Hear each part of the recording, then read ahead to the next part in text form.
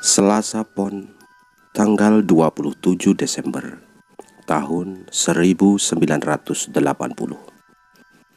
Desa Bantir adalah desa di sebelah barat lereng Gunung Ungaran. Desa itu terdapat peninggalan bangunan semacam barak tentara Belanda yang dibangun pada tahun 1929. Cerita bermula dari keluarga kecil seorang petani yang tinggal di desa itu. Pada malam hari setelah sehabis Isya, turun hujan tak terlalu deras. Keluarga Pak Parijo sedang bersantai di dalam rumahnya yang sederhana. Pak Parijo di depan perapian tungku kayu sambil makan singkong. Sedangkan Mbok Wariem, sang istri, duduk di kursi sambil menikmati kopi dan di depan lampu teplok. Hujan malam itu semakin deras. Suara petir ikut bergemuruh. Pak Parijo di depan perapian tunggu sambil memikirkan tanggul sawahnya yang khawatir jebol oleh derasnya hujan malam hari itu. Sekitar pukul 9 malam, terdengar suara ketukan pintu. Setelah pintu dibuka, tidak ada orang sama sekali malam hari itu. Sepi dan gelap, karena saat itu belum ada listrik di desa tersebut. Pak Parijo bilang kepada sang istri, "Itu paling cuma pendengaranmu saja, Yem." Wis Pak, nek turu wae wis wengi, ge hawane adem iki. "Sudahlah Pak, tidur saja. Sudah malam, cuaca dingin lagi," kata sang istri. Pak Parijo masih kebayang tanggul sawahnya yang dikerjakan siang tadi. Khawatir jebol oleh air hujan yang malam hari itu semakin deras. "Besok sajalah Pak, dilihat sawahnya," kata sang istri. Kowe tidak ngerti apa-apa, Yem. Kamu itu tidak tahu orang cari duit saja," jawab Pak Parijo.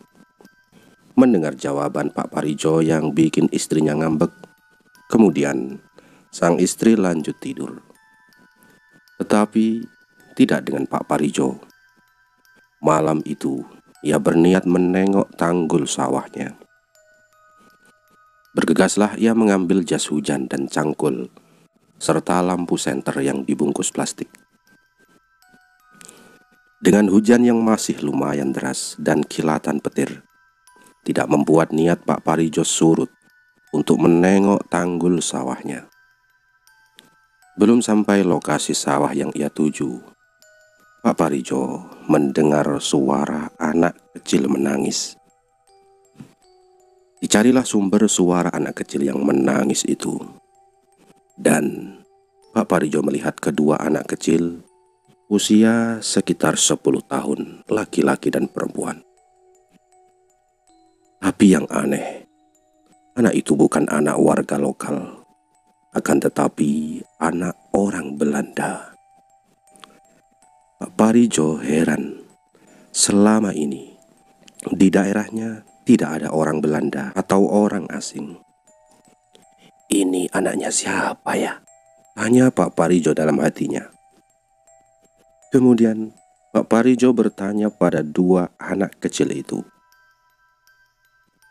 "Kamu lagi ngapain nak, malam-malam begini menangis di cerak embung ini?" Tidak ada jawaban dari kedua anak keturunan tadi. Kemudian perlahan kedua anak itu pergi meninggalkan lokasi. Pak Parijo melihat kalau dua anak tadi berjalan mengambang di atas embung air yang kedalamannya sekitar 3 meter dan perlahan hilang seperti tenggelam. Hujan semakin menjadi-jadi. Suara petir bersahutan. Pak Parijo memutuskan berteduh di sebelah bangunan tua Belanda Gedung Bundar yang tak jauh dari jalan desa. Sambil membetulkan lampu senternya yang mendadak mati saat berteduh di teras bangunan tua tersebut, Dari dalam rumah Belanda tadi terdengar suara seperti orang bercakap-cakap. Kemudian dari dalam kamar mandi terdengar ada aktivitas orang mandi. Setelah senter selesai diperbaiki dan menyala kembali, Pak Parijo membuka pintu bangunan tua tersebut. Kali ini tidak terdengar suara orang berbicara seperti tadi. Lalu Pak Parijo membuka kamar mandi. Tak ada satu tetes pun air ada di dalam kamar mandi tersebut. Sambil merasa ketakutan, Pak Parijo berlari meninggalkan rumah itu. Apesnya, kaki Pak Parijo tersandung patok yang malam hari itu benar-benar gelap dan licin jalannya. Saat terjatuh, badan Pak Parijo seperti ditindih barang yang begitu berat. Tak bisa bergerak. Sayup terdengar suara seperti serdadu Belanda berbaris memakai sepatu. Karena malam hari suara kecil apapun terdengar jelas. Mata Pak Parijo melihat dengan sangat jelas malam hari itu. Ada beberapa barisan serdadu Belanda, tapi hanya setengah badan saja. Hanya pinggang ke bawah saja.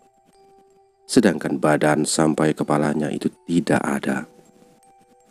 Antara sadar dan tidak, Pak Parijo tidak bisa bangun dari jatuhnya. Belum hilang rasa takutnya melihat penampakan serdadu Belanda tadi.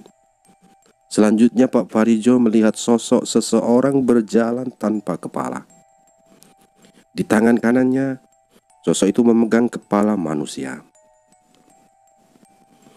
Di sisi lain, istri Pak Parijo di rumah menunggu sang suami dengan cemas. Karena hampir jam 2 malam, sejak berangkat ke sawah tidak ada tanda-tanda suaminya pulang. Sang istri membangunkan kedua anak lelakinya bahwa menjelang pagi, Pak Parijo yang tak lain ayahnya itu belum pulang. Sang anak yang bernama Sulistyo berinisiatif menyusulnya, namun dicegah oleh ibunya. "Besok saja, Le. Lawang masih gelap ini," kata ibunya. Akhirnya niat itu diurungkan oleh Sulistyo sang anak. Terdengar suara ketukan pintu rumah mereka pada jam 2 malam. Saat istri Pak Parijo membuka pintu, lagi-lagi tak ada orang sama sekali, seperti pada jam 9 malam tadi. "Apa yang ketuk-ketuk pintu itu gendruwo penunggu pohon sawo hijau itu ya?" kata Bu Wariem kepada anak-anaknya. Akhirnya Bu Pariem menutup kembali pintu rumahnya. Pada saat waktu yang bersamaan, Pak Parijo malam itu hanya bisa berjalan merangkak, berencana menuju rumahnya Pak Trimo, yang tak lain mandor perkebunan wilayah tersebut. Pukul 4 pagi, Pak Parijo tiba di rumah Pak Trimo. Dengan keadaan belum bisa berjalan dan hanya bisa merangkak, diketuklah beberapa kali pintu rumah Pak Trimo. Akhirnya istrinya Pak Trimo membuka pintu. Belum bisa cerita panjang lebar apa yang dialami oleh Pak Parijo. Kemudian Pak Parijo diajak masuk di dalam rumah oleh Pak Trimo. Pak Parijo dibuatkan teh hangat oleh sang istri Pak Trimo. Setelah beberapa saat kemudian, beliau Pak Parijo diantarkan pulang. Saat sampai di rumah Pak Parijo, sang istri hanya bisa menangis melihat kondisi Pak Parijo yang seperti orang linglung. Pak Trimo pamit pulang setelah mengantarkan Pak Parijo. Belum jauh meninggalkan halaman rumah Pak Parijo, Pak Trimo melihat sosok hitam tinggi besar dengan mata merah menyala di dekat pohon sawo. Pak Trimo dengan rasa takut berjalan setengah lari melihat makhluk astral itu. Sampai di halaman rumahnya sendiri, Pak Trimo juga melihat makhluk yang sama. Tapi saat ini makhluk itu berada di pohon alpukat. Pak Trimo pun bergegas masuk dan mengunci pintu rumahnya. Sedangkan Pak Parijo masih dengan keadaan seperti saat diantar ke rumah oleh Pak Trimo, masih linglung. Sang istri pagi hari itu berniat pergi ke rumah Mbah Bongol, yang tak lain adalah sesepuh desa yang sering dimintai tolong untuk menyembuhkan orang kerasukan.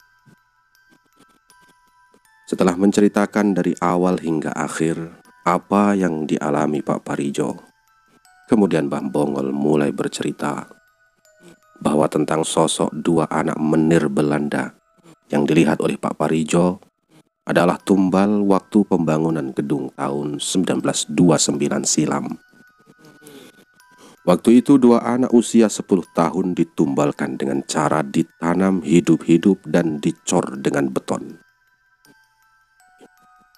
Kata Mbah Bongol, mengenai sosok serdadu Belanda yang tak mempunyai kepala adalah korban saat perang kemerdekaan. Belanda-Belanda itu dipenggal oleh tentara Jepang. Jasad para tentara itu dikubur dengan tidak layak. Dan hingga waktu itu banyak arwah yang gentayangan. Pak Parijo diobati secara bertahap oleh Mbah Bongol, hingga beberapa hari sampai sakit fisik dan mentalnya sembuh secara total. Demikianlah cerita ini yang bersumber dari orang sesepuh desa setempat. Segala puji bagi Allah, hanya kepadanya kami memohon pertolongan dan ampunan. Kami berlindung kepada Allah dari kejahatan dan keburukan amalan kami. Salam.